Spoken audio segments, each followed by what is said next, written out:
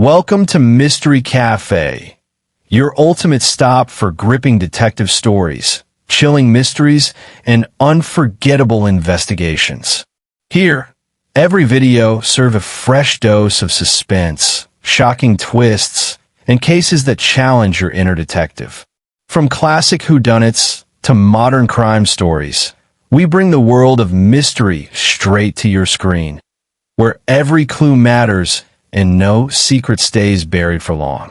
Before we start unraveling today's mystery, we'd love to know, where are you watching from? Globe showing Europe, Africa. Drop your country, city, or stay in the comments, and let's see how far the Mystery Cafe family reaches. Magnifying glass tilted right.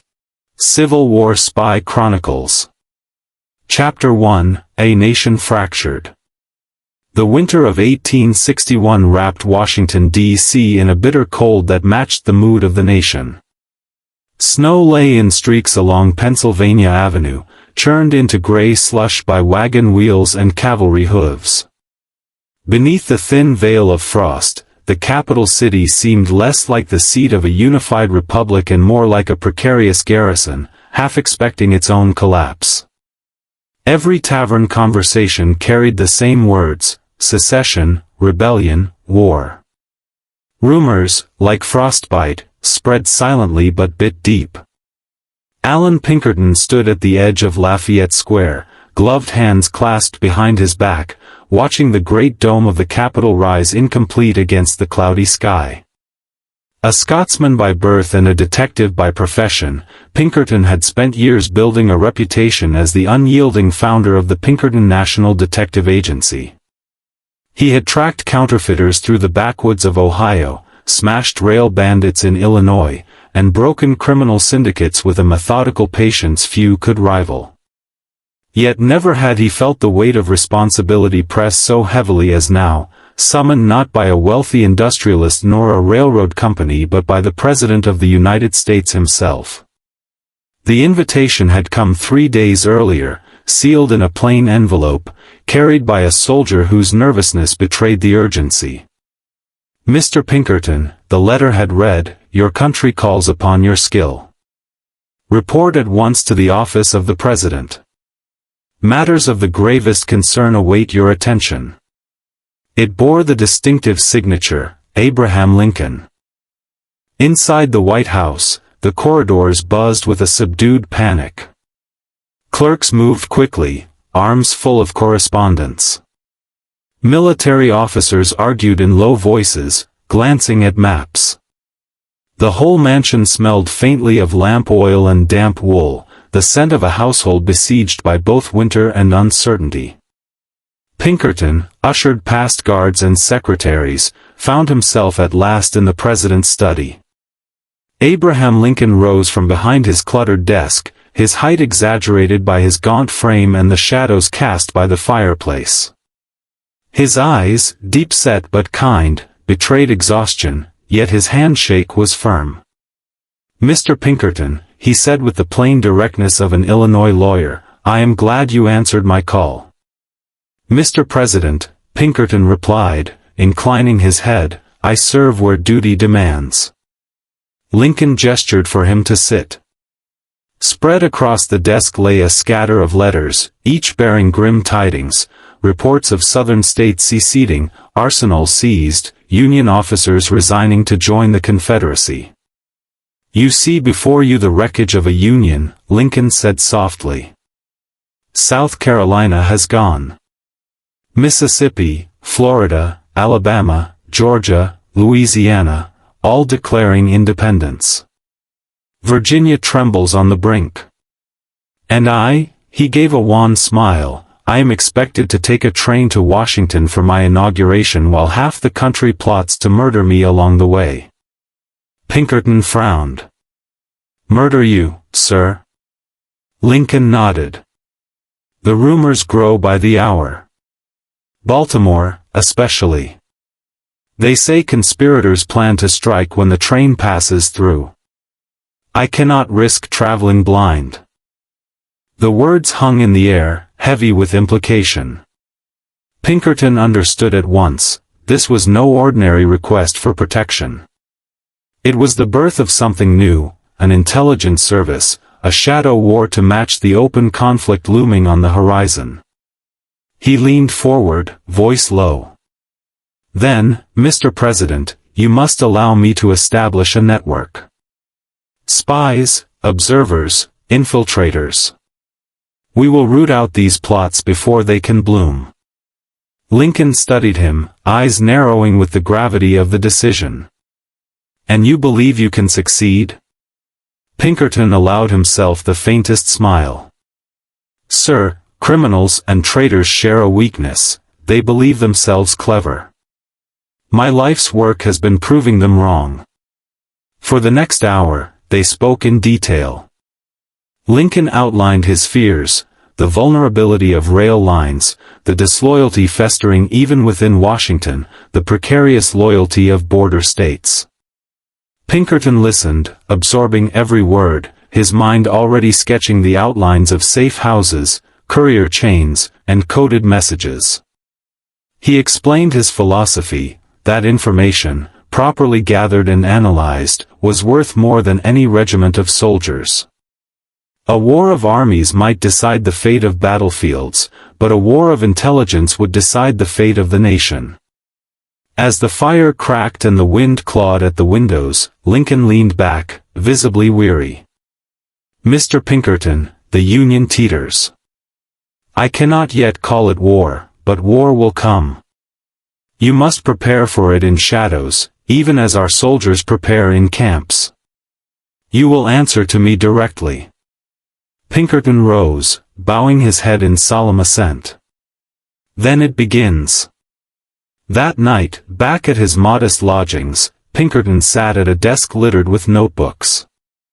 By candlelight, he began drafting the framework of what would soon become the Union Intelligence Service. He listed names of men he trusted, operatives from his detective agency who knew the arts of disguise, deception, and surveillance. He thought of women whose courage had gone unnoticed in the male-dominated world of law enforcement, yet whose ability to slip unnoticed into social circles would prove invaluable. He imagined a web stretching across the divided nation, each strand invisible yet strong enough to strangle rebellion.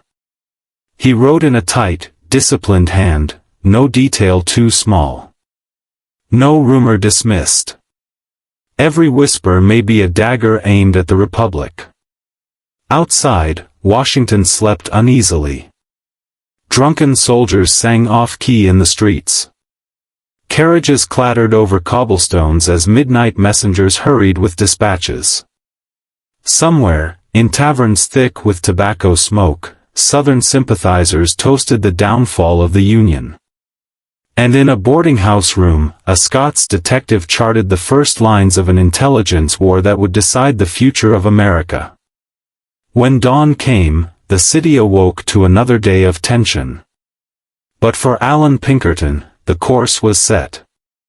He had walked into the White House as a detective.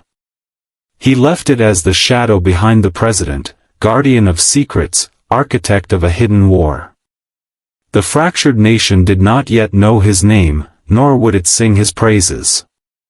That was the fate of a spy, to labor in silence, to shield others with invisibility, and to fight battles history might never record.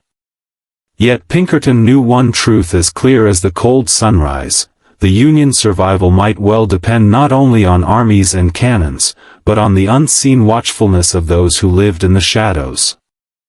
Chapter 2: The Baltimore Plot. The news reached Allan Pinkerton not by a formal dispatch but in a whisper over the rim of a coffee cup. It was February 1861, and the city of Baltimore simmered like a cauldron about to boil over. Agents of his newly forming network, disguised as ordinary travelers, had embedded themselves in taverns, railway depots, and boarding houses. They carried back fragments of conversations, threats muttered in alleys, coded remarks exchanged between men who claimed to be loyal to Maryland but whose eyes gleamed with secessionist fire. Again and again, the fragments pointed to one conclusion: Baltimore was a death trap. Lincoln's train, on its way to Washington for the inauguration, would stop at Baltimore's Calvert Street station. The president-elect would be required to disembark and transfer by carriage to Camden Station, where another train awaited. The gap between the stations was a mere mile, but in that mile conspirators saw their opportunity. A mob, they said, would assemble in the guise of a welcoming crowd. Within its press of bodies, knives would flash, pistols would be drawn, and the 16th president would never live to take his oath. Pinkerton spent hours piecing the intelligence together, cross-checking reports. He was no man to leap at shadows, but the consistency of the whispers convinced him. In his ledger, he wrote a single stark line, "Conspiracy real, Baltimore perilous." He called his trusted operatives to a cramped room in a Baltimore boarding house lit by one smoking kerosene lamp. Among them was Timothy Webster, a brave and resourceful man who had already infiltrated secessionist circles, and Kate Warren, the first woman Pinkerton had ever hired as a detective. Warren, sharp-eyed and unflinchingly calm, had moved through the parlors of Southern sympathizers disguised as a society widow. Her reports were invaluable: who funded the plot, who whispered instructions, who prepared the weapons. "The plan is precise," Pinkerton said, his Scots accent clipped by tension. "They mean to strike Lincoln when he leaves the Calvert station. If we do nothing, he will not survive to be sworn." Webster leaned forward, jaw set. "Then we must alter the plan before they can spring it." Kate Warren gave a thin smile. "We must make Lincoln vanish into thin air. If they never see him arrive, they cannot kill him."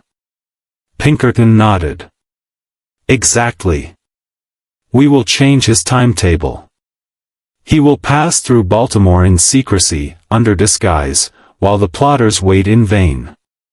Convincing Lincoln proved no easy matter. The tall, good-natured lawyer turned president-elect disliked deception. He had promised the people transparency, and he shrank from the thought of sneaking into the Capitol like a thief in the night. When Pinkerton explained the danger, Lincoln frowned, his hands folded over his knees. "Mr. Pinkerton," he said slowly, "do you truly believe this threat is real?" Pinkerton met his gaze without flinching. "Mr. Lincoln, if you walk openly through Baltimore, you gamble the future of the Union on a single roll of the dice. I will not allow it." There was silence, broken only by the crack of the fireplace. At last Lincoln sighed, weariness etched into his face. "If it must be done, then it must be done. I leave it in your hands." The plan took shape swiftly. Lincoln would travel in advance of his published schedule. The public believed he would depart Harrisburg by day; instead, he would leave secretly by night. He would exchange his recognizable stovepipe hat and black overcoat for a simple traveling cap and shawl. Accompanied only by Pinkerton and Kate Warren, he would board a night train, slip into Baltimore while the city slept, and continue to Washington unseen. The night of February 22 was bitterly cold. Harrisburg lay in silence as Lincoln said a discreet farewell to his companions. Guards kept watch outside the small depot while Pinkerton hustled the tall figure into a private carriage. Lincoln's shoulders stooped, his face obscured beneath the shawl. For a moment he looked less like a president-elect and more like an exhausted farmer heading home after market. On the platform, Pinkerton moved with brisk confidence. He had reserved an entire sleeping car, ensuring privacy. Kate Warren played the part of a solicitous sister, fussing over the tall man she called brother. Railway officials, bribed and sworn to silence, ushered them aboard without question. Within minutes, the train jerked forward, wheels clattering against the frozen rails. The lights of Harrisburg receded into darkness. Through the long night, the train thundered south. Pinkerton sat rigid, revolver hidden beneath his coat. Every whistle of the locomotive, every jolt of the carriage, set his nerves alight. He knew too well how fragile the plan was. If one conspirator guessed the truth, if one informer betrayed them, the journey would end in blood. At Baltimore, the danger reached its peak. Shortly after 3 a.m., the train glided into Calvert Street Station. The conspirators had expected Lincoln's arrival at midday, with crowds and speeches. Now the depot was nearly deserted, shadows stretching across the cobblestones.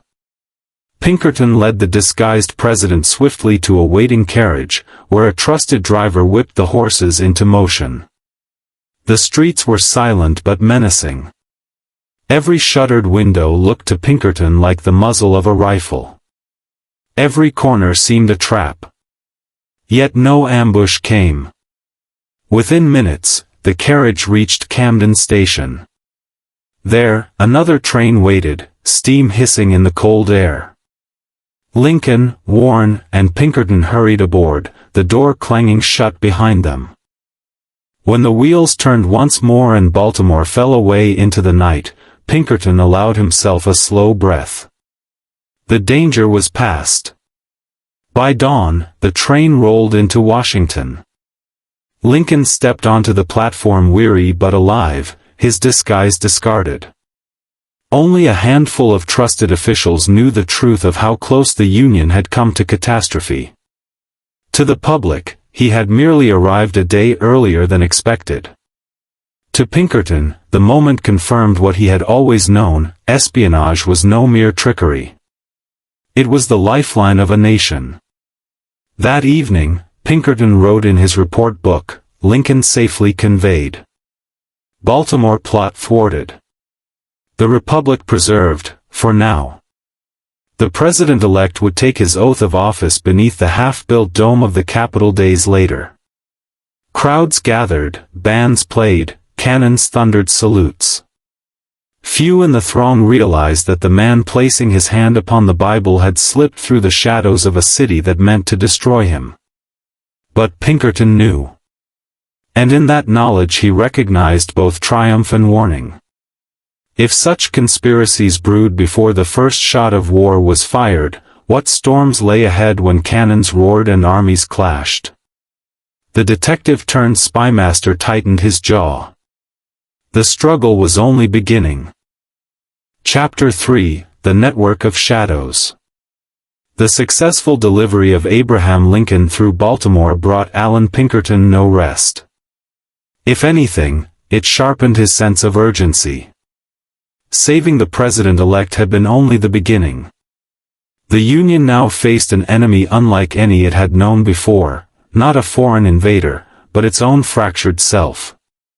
Rebellion moved like wildfire through the southern states, and with it came the realization that victory could not be won by armies alone. Information, accurate, timely, and secret, would decide the struggle. Pinkerton understood that his fledgling task required more than courage. It demanded structure. He set about assembling the first true intelligence service in American history. The work was neither glamorous nor openly celebrated. It was performed in rented rooms, railway cars, and taverns where the air smelled of pipe smoke and damp wool. From these humble beginnings grew a network that would thread across the divided nation like an invisible spider's web. His first recruits were men he had trusted for years, operatives from the Pinkerton National Detective Agency. They were accustomed to long hours, dangerous assignments, and the art of blending into crowds. Timothy Webster, who had proven himself in Baltimore, became one of his key assets. Webster had the courage to walk boldly into the enemy's camp and the discipline to report without embellishment. Pinkerton valued truth above all else. A spy who exaggerated was worse than no spy at all. But Pinkerton also saw the necessity of widening his reach. The Confederacy did not resemble the criminal gangs he had once pursued.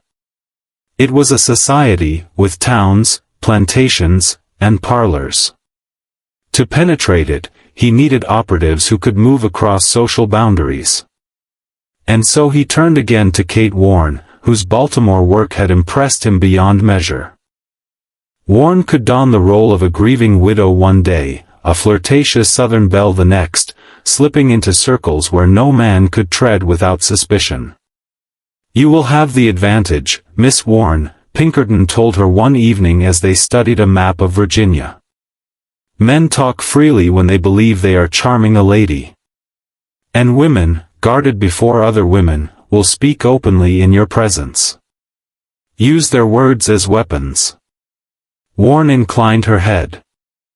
"I understand. Let them underestimate me, and I shall bring you their secrets." Pinkerton also sought recruits from less expected quarters. He enlisted freedmen who could move through plantations without drawing undue notice, listening to overseers boast about troop movements or supplies. He employed German and Irish immigrants, whose accents allowed them to pose as foreign travelers sympathetic to Southern independence. Each new operative was carefully trained in observation, memorization, and the use of simple ciphers. The web stretched wider each week. Couriers carried coded messages by horseback, sometimes hidden inside the lining of saddles or tucked into the false bottom of a boot. Safe houses sprouted in unassuming locations, a tailor's shop in Alexandria, a tobacco warehouse in St. Louis, a farmhouse outside Louisville. Each became a node in the network, a place where an agent could rest, relay intelligence, or vanish from pursuit. Pinkerton insisted on discipline. Reports were to be concise, stripped of rumor. Every fact was cross-checked against another source. He designed codes with layers of complexity, numbers substituted for letters, words rearranged into patterns that only trained eyes could recognize. Mistakes were punished severely, not out of cruelty but necessity. A single error could expose the entire web. To coordinate this shadow army, Pinkerton established a headquarters in Washington. From there, he directed missions into the contested territories. His desk piled high with reports, Confederate troop movements, whispers of new armories, the names of Union officers suspected of sympathy with the South. He filed them meticulously, binding intelligence into ledgers that would later serve as a secret chronicle of the war. Yet for all his planning, the work was fraught with danger. One evening, a courier stumbled into headquarters half-frozen, carrying word that a Southern agent had begun unmasking Pinkerton's men in Richmond. The risk of exposure was constant. Capture meant not only death but disgrace, for the Confederates regarded spies as criminals, unworthy of prisoner exchange. Despite the peril, the operatives persevered. They drew strength from Pinkerton's unyielding example.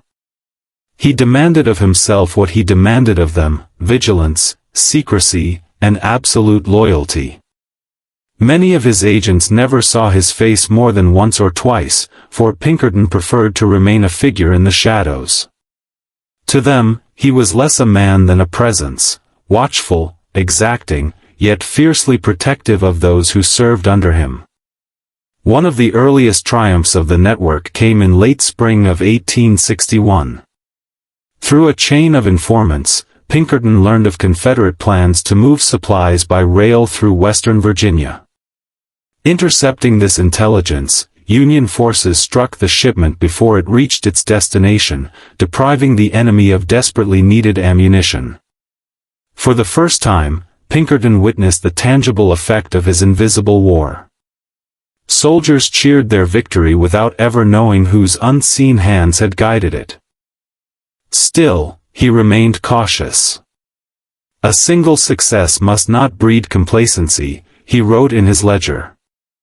We contend with foes who believe themselves righteous, and righteousness makes men reckless.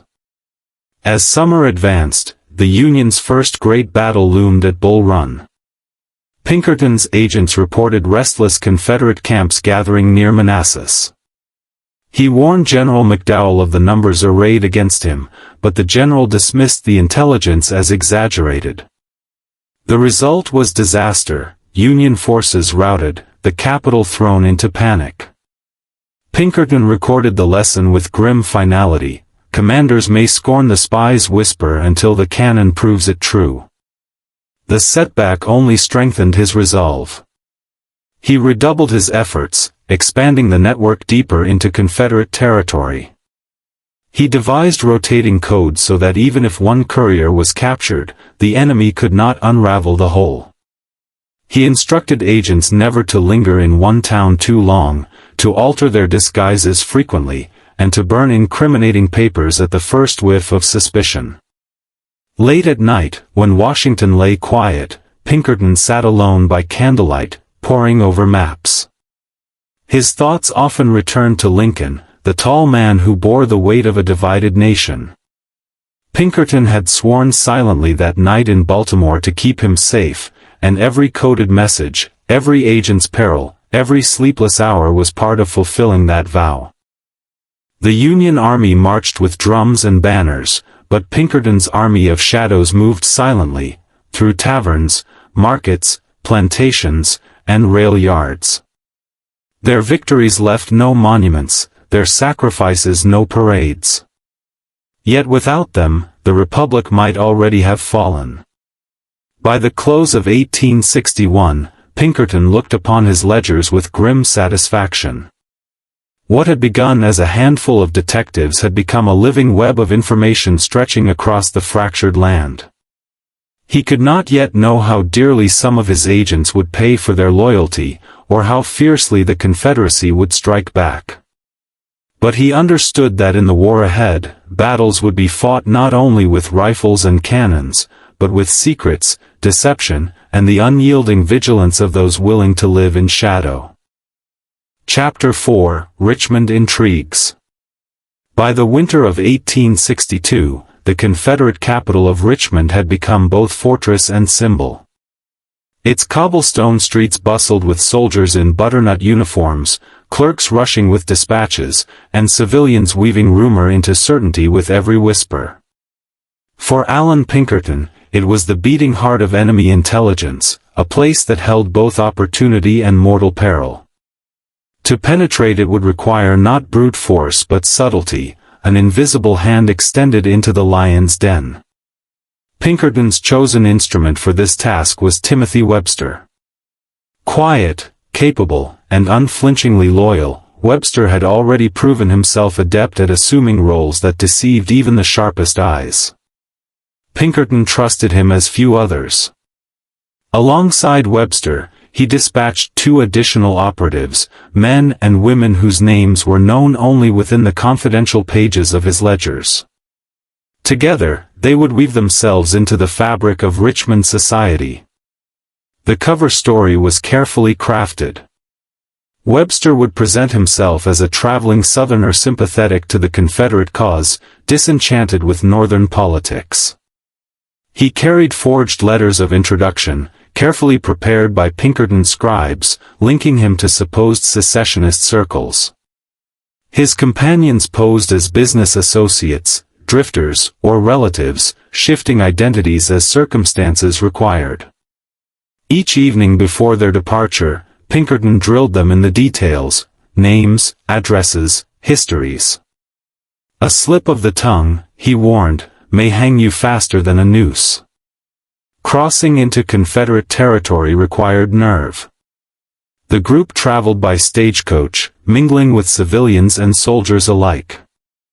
At border checkpoints, guards scrutinized their papers, eyes lingering on Webster's calm expression. He carried himself with the quiet assurance of a man with nothing to fear. When one officer asked why he traveled toward the front, Webster replied smoothly, "A man must stand with his people, sir. And mine stand for the South." Satisfied, the guard waved them on. Once inside Richmond, the operatives scattered to establish footholds.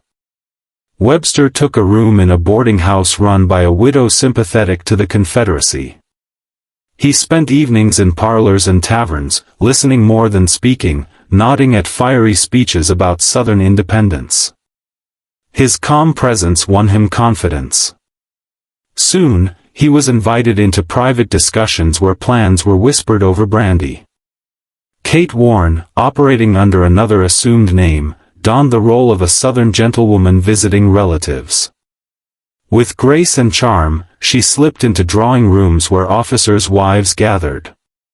There, she coaxed gossip about troop deployments, shortages, and fears. Few suspected her. To them, she was merely another weary woman enduring the hardships of war. Through their combined efforts, fragments of intelligence flowed steadily northward. Couriers carried coded notes sewn into hems or hidden within hollowed-out shoes. Pinkerton's headquarters in Washington grew rich with details: Confederate troop movements near Manassas, supply shortages in Richmond, whispered debates within Jefferson Davis's cabinet. Each report sharpened the Union's understanding of its adversary. But espionage in Richmond was a razor's edge. The Confederate government knew spies moved among them, and suspicion ran rampant. Pinkerton's agents lived under constant threat of discovery. One wrong glance, one mismatched detail, could undo months of careful work. Timothy Webster carried the greatest burden. His frequent appearances in political circles drew attention. Confederate counterintelligence began to whisper about the quiet man who asked many questions yet revealed little of his own past. Pinkerton, receiving hints of danger, urged Webster in coded dispatches to exercise caution. But Webster, dedicated beyond measure, pressed forward. In the spring of 1862, disaster struck. One of Pinkerton's couriers, a nervous young man new to the trade, was captured near Fredericksburg. In his possession were fragments of coded correspondence linking him, however faintly, to Webster. The Confederates, skilled in suspicion if not in cryptography, traced the chain back. Webster was arrested under charges of espionage. News reached Pinkerton in Washington like a knife to the chest. He read the report twice, unable to will the words into something else. Webster, his most trusted agent, was in Confederate hands. Worse, the enemy intended to make an example of him. Webster endured interrogation with remarkable fortitude. Confederate officers pressed him for names, networks, and codes. He gave nothing. For weeks, he languished in a Richmond cell, the damp air heavy with the scent of mildew and despair. Fellow prisoners later recounted how Webster maintained his dignity, speaking calmly even as guards threatened him with the gallows. Pinkerton, upon hearing of Webster's capture, fought bitterly against the helplessness that gnawed at him. He petitioned Union officials to consider a prisoner exchange, but the Confederates rejected the notion. To them, a spy was not a soldier but a criminal, undeserving of clemency. As weeks turned into months, the verdict grew inevitable. In April 1862, Timothy Webster was led to the gallows in Richmond. Witnesses described how he mounted the scaffold without faltering, his composure unnerving even his captors. Before the noose was placed, he declared simply, "I die for my country." Moments later, he was gone. When word of Webster's execution reached Washington, Pinkerton closed his office door and remained inside for hours. No one saw him weep, but the toll was evident in the lines carved deeper into his face. That night, he wrote in his private ledger, "Webster executed at Richmond. Loyal to the last. His sacrifice must not be forgotten." The loss cut deeply, yet it also steeled Pinkerton's resolve. He tightened protocols, refined codes, and demanded even greater caution from his agents. To honor Webster's sacrifice, he would not allow the network to collapse. Instead, he expanded it further, ensuring that for every agent lost, 2 more took their place. Kate Warren, who had narrowly avoided exposure herself, continued her work with renewed determination. In her reports, she spoke of soldiers' morale, the strain of shortages, and the private doubts of Confederate citizens. Each detail, however small, added to the mosaic of intelligence shaping Union strategy. Richmond remained a place of shadows, streets where operatives walked with heads bowed, drawing-room whispers where a misplaced word could condemn, tavern corners where one listened with feigned indifference. In that perilous city, Pinkerton's network endured, feeding the Union lifelines of truth from behind enemy lines. Though Webster's death haunted him, Pinkerton recognized the larger truth. The War of Shadows was no less deadly than the War of Cannons. Every victory carried a price, and every spy knew the stakes from the moment they entered the game. When Pinkerton looked upon his ledgers in the months that followed, Webster's name stood like a solemn reminder in the margin: courage unbroken, loyalty unshaken, a man who had given everything in service of an unseen war. And so the work continued. The web stretched further, more resilient, more invisible. Richmond had claimed one of Pinkerton's best, but it had not broken the network. Instead, it had hardened it, proving that even in the capital of the Confederacy, Union eyes and ears would endure. Chapter 5: Secrets on the Rails. The American Civil War was fought not only on battlefields but along the endless ribbons of iron that crisscrossed the divided land. Railroads carried troops, cannons, and provisions. Telegraph wires stretched beside the tracks, carrying orders at the speed of lightning. Whoever controlled the rails controlled the lifeblood of armies. Allan Pinkerton understood this truth early, and he turned his shadow war toward the arteries of steel and wire that bound the nation together. His office in Washington was cluttered with railway maps. Lines radiated from the capital like veins: the Baltimore and Ohio, the Pennsylvania Central, the Ohio and Mississippi. Each line had junctions, depots, and stations that could either serve the Union cause or betray it. Pinkerton traced them with his finger, murmuring to his assistants: "These rails are as vital as any fortress. Guard them, infiltrate them, and we starve the enemy before he can march." To accomplish this, he dispatched operatives posing as laborers, clerks, and even vagrants. They slipped into depots where the smell of coal and grease masked whispered conversations. They befriended telegraph operators, bribed station masters, and posed as conductors. Through them, Pinkerton collected details of Confederate troop shipments, intercepted orders, and traced the movement of supplies.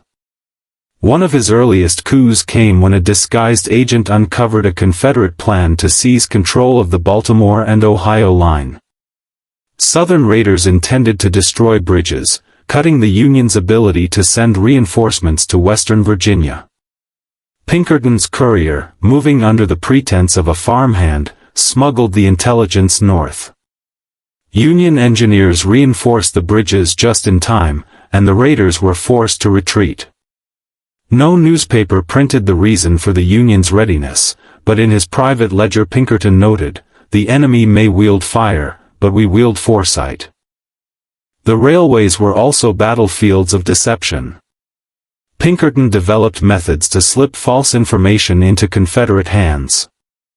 On one occasion, he arranged for an agent to accidentally drop a satchel in a Richmond-bound train, its contents suggesting Union forces would attack in the Shenandoah Valley. The Confederates, seizing the bait, shifted troops, weakening another front. Days later, Union forces struck where the enemy least expected, their victory owed as much to ink and paper as to gunpowder. Yet the rails were treacherous ground. Confederate sympathizers prowled depots, watching for strangers. Pinkerton's men had to improvise disguises swiftly, sometimes swapping coats and hats within the bustle of a station to evade recognition. Telegraph operators, once bribed, became double-edged blades. Some proved loyal to Union gold, others betrayed the very men who trusted them. One such betrayal nearly cost Pinkerton dearly. In the spring of 1862, a telegraph clerk in Harper's Ferry accepted bribes to feed Union intelligence to Pinkerton's network. For weeks, reports flowed north, until suddenly, Union couriers vanished. Pinkerton, sensing treachery, investigated personally. He discovered the clerk had been turned by Confederate agents, sending false information while luring Pinkerton's couriers into ambushes. 3 operatives were captured, their fate uncertain. Pinkerton closed his eyes when he heard the news, jaw tight. In war, he muttered, silver is sharper than steel. To counter such dangers, he imposed stricter codes. Reports were never to travel in their original form. Instead, agents used cipher wheels and substitution alphabets. A simple message, "Supplies moving south Friday," became a string of meaningless letters unless decoded with the proper key. Couriers memorized their contents whenever possible, burning the paper before departure. "A man may die," Pinkerton told them grimly, "but a memory cannot be searched." The importance of the railroads became clear during General McClellan's Peninsula Campaign. As Union armies pressed toward Richmond, Pinkerton's agents observed Confederate trains shuttling reinforcements swiftly from one threatened sector to another. He reported these findings to McClellan, warning that the enemy could concentrate forces far faster than expected. McClellan, cautious to a fault, treated the intelligence as confirmation of his belief in overwhelming Confederate numbers. Pinkerton grew frustrated. He respected McClellan's discipline but despaired at his reluctance. "The rails magnify the enemy," he wrote bitterly, "but numbers on paper are not always numbers in the field." Despite disagreements with generals, Pinkerton pressed forward. He saw the railways as more than supply lines, they were stages for daring operations. On a stormy night outside Grafton, one of his agents slipped aboard a freight car carrying Confederate munitions. With steady hands, he scrawled the contents into a notebook by lantern light, then leapt into the darkness before the train reached its destination. Days later, Union cavalry struck precisely where the weapons had been stored. The raid crippled Confederate operations in the region. The telegraph, too, became a battlefield. Pinkerton established listening posts near key lines, tapping into the wires to capture messages. Though primitive by modern standards, the practice revealed valuable glimpses of Confederate communications. One intercepted message revealed plans to attack a Union rail depot at Martinsburg. Pinkerton rushed the intelligence to military command. Reinforcements arrived in time to repel the assault, the depot preserved by a wire no thicker than a child's finger. But the work was never without cost. One courier, a young German immigrant named Heinrich, was discovered carrying ciphered notes hidden in his boot heel. Confederate patrols dragged him before an officer who demanded translation. Heinrich refused, even under brutal questioning. In the end, he was executed by firing squad, his sacrifice another entry in Pinkerton's sorrowful ledger. That night, Pinkerton wrote, "The rails carry more than men and powder, they carry the lives of the brave, spent in silence." As months turned to years, the war on rails became ever more sophisticated. Pinkerton experimented with disguising agents as wandering minstrels, merchants, even lunatics. One disguised himself as a one-eyed peddler, selling trinkets at depots while noting every train that passed. Another posed as a Confederate deserter, haunting taverns near the tracks, gathering whispers from disillusioned soldiers. Each risked exposure at every step. Through all of it, Pinkerton's central conviction hardened. Wars were decided not only by cannons but by the unseen contests of information. A train delayed, a bridge reinforced, a message intercepted, each could tip the scales of battle.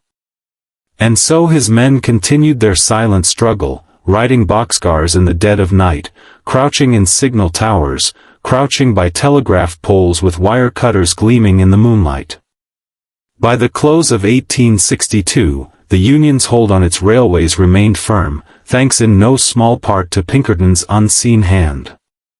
He looked over his ledgers, seeing not just cold numbers but the pulse of the war itself. The iron rails gleamed like veins across the map, and he knew as long as he could trace them, he could keep the Union's heart beating. Chapter 6: Betrayals and Sacrifices. By the autumn of 1862, Allan Pinkerton's network had grown into an intricate web spanning the fractured nation. From the taverns of Baltimore to the plantations of Mississippi, from the rail depots of Kentucky to the river ports of Missouri, his operatives carried whispers northward like veins pulsing with information.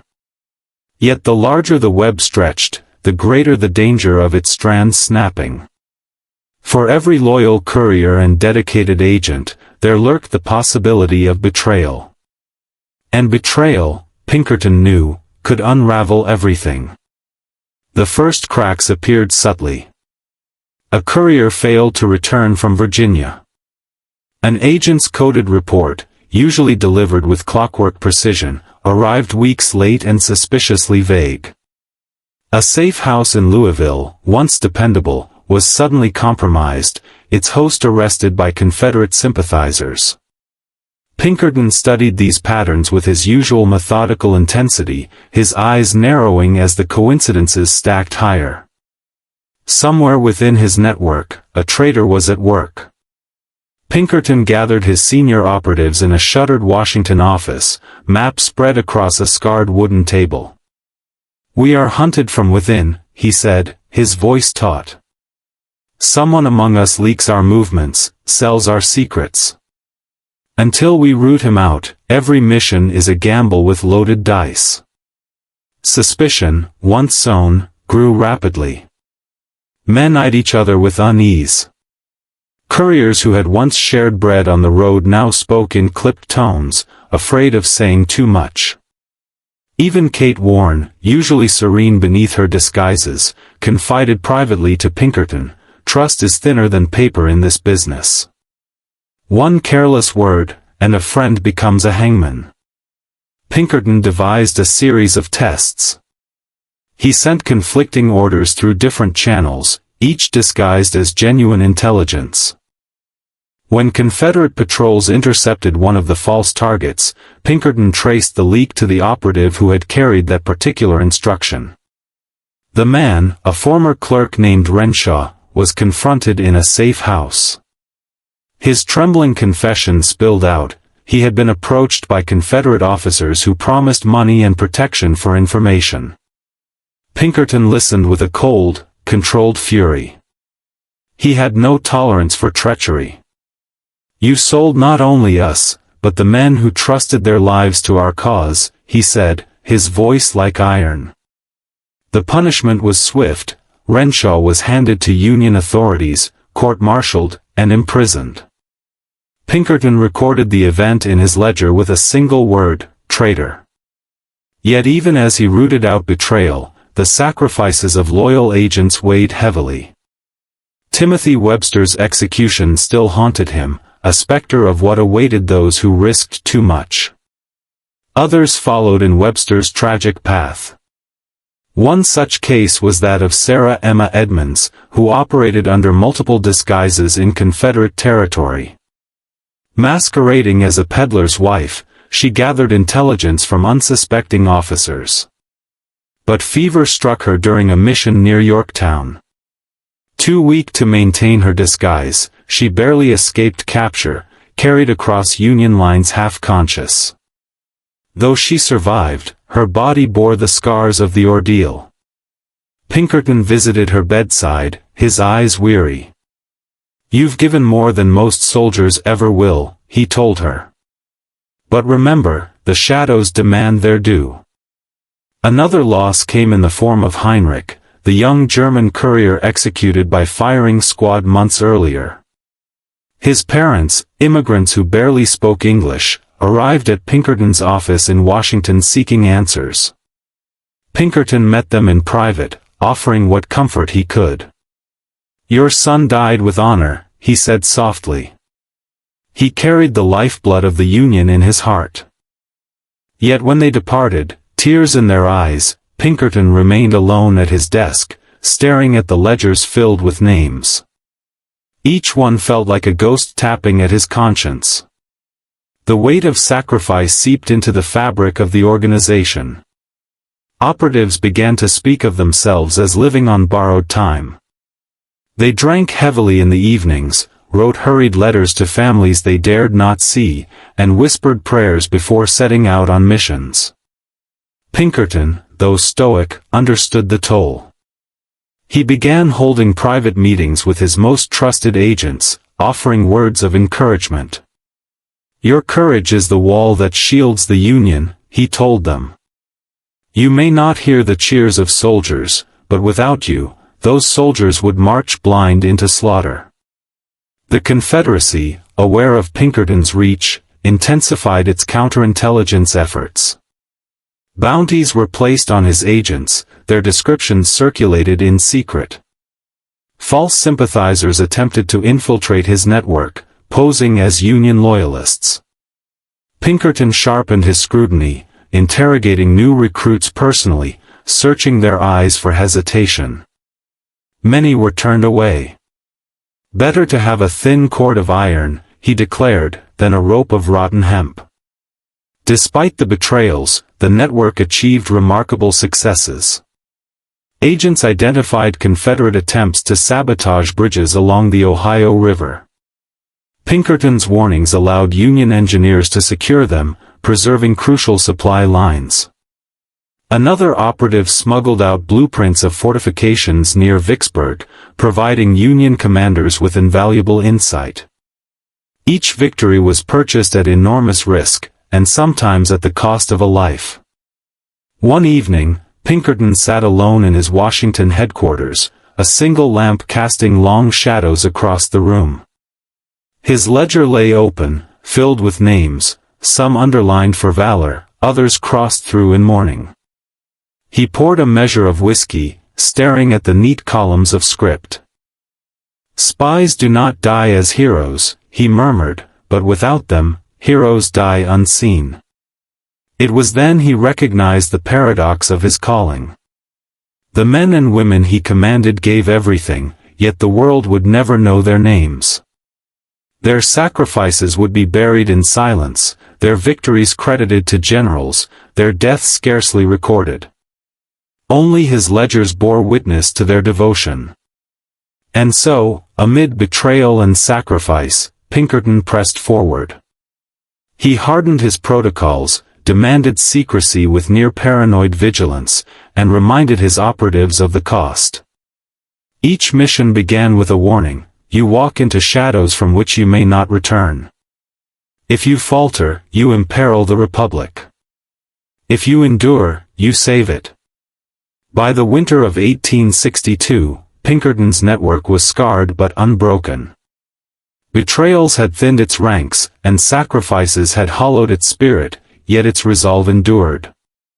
In taverns, on riverboats, in rail depots, the agents of the Union Intelligence Service continued their quiet work. They lived with the constant specter of exposure, yet they moved forward, driven by the knowledge that the Union itself balanced upon their unseen shoulders. Pinkerton closed his ledger one final time that night, extinguished the lamp, and sat in the darkness. Outside, the city of Washington stirred restlessly, awaiting news from the front. Inside, he whispered a vow to the silence around him: no more Websters. No more Heinrichs. If sacrifice is demanded, let it fall upon me first. But the shadows, indifferent and insatiable, demanded their toll all the same. Chapter 7, The Lincoln Files. By 1863, Washington had become a fortress of paper as much as stone. Dispatches poured in daily, battle reports, requisition orders, political arguments disguised as memoranda.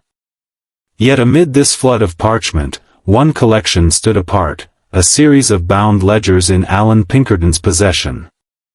These were not the reports of generals or bureaucrats. They were the Lincoln Files, the accumulated intelligence of the Union's invisible war. Each volume was thick with coded entries, lists of Confederate troop strengths, maps of fortifications sketched from memory, transcripts of overheard conversations, copies of intercepted telegrams. The handwriting varied, for every agent contributed their own fragments, but the binding was uniform, black leather embossed only with a simple number. Pinkerton guarded them with the care of Holy Scripture. Within these pages, he often told his staff, lie victories not yet born and defeats yet to be prevented. President Lincoln valued the files deeply, though he rarely showed it in words. On quiet evenings, he summoned Pinkerton to the White House, the two men seated opposite each other in the dim glow of oil lamps. Lincoln would turn the pages slowly, his long fingers tracing diagrams of rail lines or notes about Confederate morale. He asked questions with the precision of a lawyer. How certain is this figure? What corroboration do you possess? Who bears witness? Pinkerton, meticulous as ever, answered only with what could be verified. Speculation is a luxury spies cannot afford, he said more than once. But while Lincoln respected the files, the military did not always share his confidence. Generals, accustomed to weighing cannon and bayonet, bristled at being asked to trust whispers carried by disguised men and women. General McClellan, in particular, often clashed with Pinkerton. During the Peninsula Campaign, Pinkerton's estimates placed Confederate strength around Richmond at upwards of 100,000. McClellan, already cautious by nature, seized upon the figures as confirmation of his fears. He delayed, fortified, demanded reinforcements. The campaign stalled. Critics later claimed the numbers had been inflated.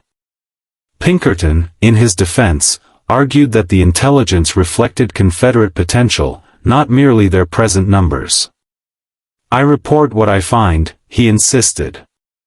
If commanders misuse it, the fault lies not with the messenger. These disputes bred tension. Officers grumbled that Pinkerton's men exaggerated. Pinkerton countered that generals dismissed intelligence until disaster proved it true. The files became a silent battleground, valued by the president but distrusted by the army. Despite controversy, the Lincoln files grew in scope and influence. Pinkerton's agents charted Confederate supply shortages, noting when armies subsisted on dwindling cornmeal. They documented discontent among Southern civilians, letters intercepted from Richmond mothers begging their sons to desert. One report described entire regiments barefoot, their tracks in Virginia snow marked by blood. Lincoln read those passages with quiet sorrow, murmuring, "They suffer as ours do." Still, the war must continue. The files also contained warnings that shaped national policy. In the summer of 1863, Pinkerton reported Confederate agents working in Canada, conspiring to strike at Union targets along the border. He detailed their efforts to secure alliances and stir unrest. Lincoln used the intelligence to press for greater vigilance in the northern states, stationing guards at vulnerable points. Few citizens knew the danger had ever existed, yet the files recorded how close the Union had come to unexpected peril. To safeguard the information, Pinkerton devised elaborate protections. Couriers carrying sensitive pages used false bottoms in trunks, hollowed-out walking sticks, and even loaves of bread baked around rolled parchment. Codes were rotated monthly. Safe houses were reassigned without notice. The ledgers themselves were locked in an iron chest when not on Lincoln's desk or Pinkerton's. If the enemy takes these, Pinkerton declared, he will hold the heartbeat of the Union in his hands. The strain of secrecy wore on the organization. Agents complained of working blind, unaware of how their fragments fit into the larger picture. Pinkerton, fearing leaks, rarely revealed more than a sliver. Knowledge is power, he explained, but in careless hands it becomes a torch to burn us all. His caution saved lives, but it also bred resentment. Some operatives longed for recognition. Instead, they were shadows, their deeds recorded only in the hidden volumes. Still, the files demonstrated their worth repeatedly. Before the Battle of Antietam, Pinkerton's network uncovered signs of Confederate troop movements through western Maryland. Though the decisive discovery of Lee's lost orders would come from soldiers on the ground, Pinkerton's reports had already alerted Washington to Confederate presence in the region. Lincoln later remarked, "Had we marched wholly blind, Antietam might have been our undoing." Yet even victories carried frustration. When Pinkerton presented evidence of Confederate weakness, generals hesitated to act. When he warned of strength, they accused him of alarmism. The paradox weighed heavily. "We fight two wars," he confided to Kate Warren, "one against the Confederacy, and one against disbelief." Kate, pragmatic as always, replied, "Then we must win the first so completely that the second is forgotten." Through it all, Lincoln remained Pinkerton's ally. On one late evening in 1863, after hours spent poring over reports, the president leaned back in his chair, exhaustion etched across his features. "Mr. Pinkerton," he said softly, "the Union owes you more than it knows. But when this is over, the people will not remember who whispered in the dark. They will remember only who stood in the light." Pinkerton bowed his head. "That is as it should be, Mr. President. A spy who seeks glory is no spy at all." The Lincoln files continued to swell with each passing month, a living chronicle of shadows. They contained the triumphs and failures of men and women who risked everything without promise of recognition.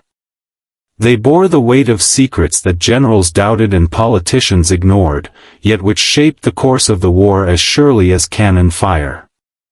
And though Pinkerton never admitted it aloud, he knew the files were more than reports.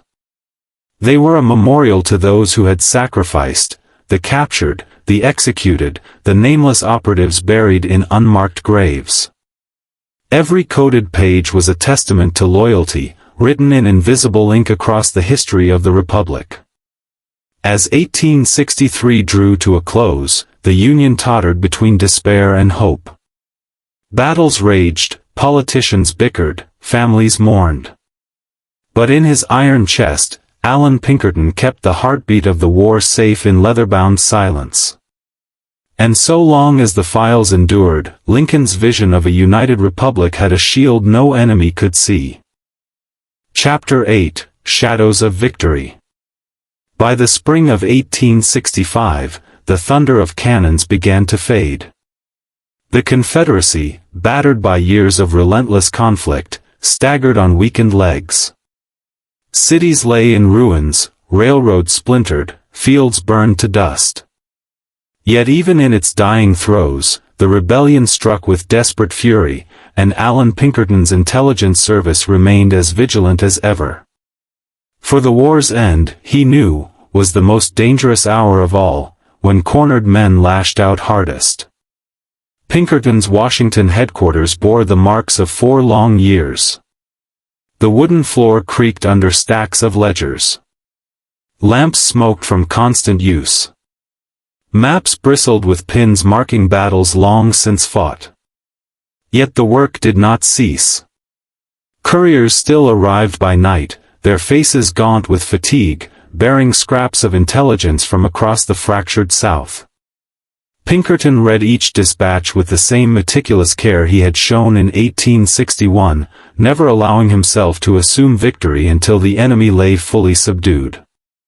The greatest threat of the moment was not open battle but clandestine plots. Confederate agents, driven from cities and camps, turned to sabotage and assassination. Pinkerton's network intercepted whispers of schemes against Union depots, attempts to poison water supplies, and rumors of strikes against high officials. Each plot was unraveled before it bloomed, thanks to the same unseen vigilance that had carried Lincoln safely through Baltimore years before. But Pinkerton carried scars invisible to the public. The ledger of the dead had grown heavy: Webster executed in Richmond, Heinrich shot as a spy, couriers who vanished into Confederate prisons never to return. He turned their names over in his mind late at night, when silence pressed hardest. They fought without banners, he whispered once, alone in his office. And they died without songs. His own heart bore their weight, even as the Union moved closer to triumph. When Richmond fell in April 1865, cheers erupted in the capital. Crowds thronged Pennsylvania Avenue, waving flags, embracing strangers, weeping openly. Soldiers fired celebratory volleys into the air. Bells rang until their towers shook. Pinkerton watched from a White House window beside Lincoln. The president, though weary, allowed himself a thin smile. "The Union lives again," he murmured. Yet Lincoln's joy was tempered by a solemn realism. He turned to Pinkerton and said, "The war of cannons is ending, but the war of hatred remains. You must stay vigilant, for peace may carry daggers sharper than war." Pinkerton nodded gravely. He, too, sensed danger's persistence.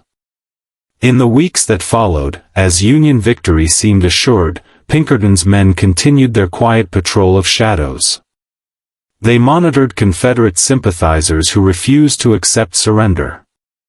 They intercepted letters filled with venom against the president. Pinkerton urged Lincoln to maintain strict security. "You are still the symbol they most wished to strike," he warned. But Lincoln, always reluctant to live in fear, dismissed excessive caution. He wished to walk openly among the people, to let the nation see not a guarded figure but a father returned to his family. Pinkerton, bound by duty yet powerless against his employer's will, could only strengthen surveillance quietly, urging his agents to keep eyes sharper than ever. Then, on the night of April 14th, the blow fell. News raced through Washington like fire through dry timber: President Lincoln had been shot at Ford's Theater. Pinkerton, roused from his office, ran through the streets with pounding heart. By the time he reached the Peterson house across from the theater, the president lay unconscious, doctors gathered in grim silence. Pinkerton pressed through the crowd, his usually unflinching composure cracked by dread. He stood at Lincoln's bedside through the long night, watching the labored breaths grow fainter. At dawn, when the president passed, Pinkerton bowed his head, tears unhidden. Around him, the room seemed to collapse into stillness. For all his vigilance, all his networks of spies, he had not prevented this final assassination. It was a failure that would haunt him forever. In the days that followed, Pinkerton resumed his duties with iron determination. He coordinated the pursuit of John Wilkes Booth and his co-conspirators, ensuring that justice was swift. Yet within himself he carried the wound of personal loss.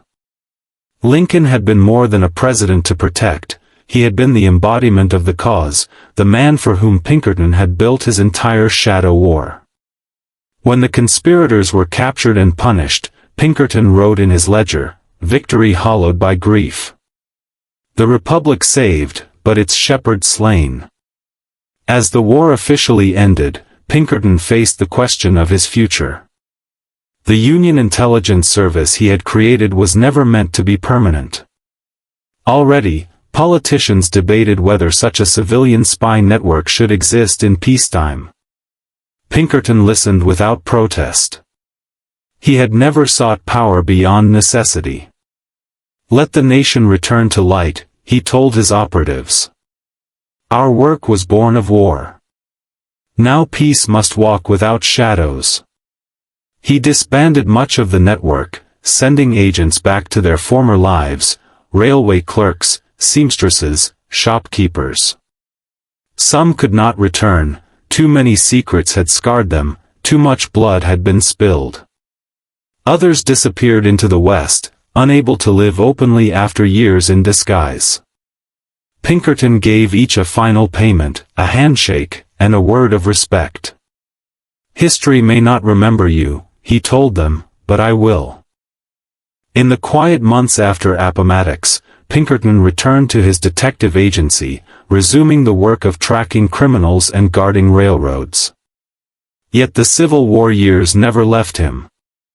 His ledgers remained locked in an iron chest, the Lincoln files untouched except by his hand. He regarded them not as trophies but as memorials. Each page bore the weight of sacrifice, a silent monument to those who had fought unseen. Looking back, he saw a paradox. His men had altered the course of the war, saving Lincoln in Baltimore, disrupting Confederate supplies, foiling plots, yet their names would never echo in songs or monuments. They were shadows, and shadows left no statues. But Pinkerton knew the truth. The Union had endured not only because of soldiers on battlefields but because of those who whispered in the dark. One evening, years later, he stood alone in his Chicago office, the sun setting through dusty windows. He opened one of the old ledgers and ran his hand over the faded ink. "We were invisible," he murmured, "but we held the Republic together."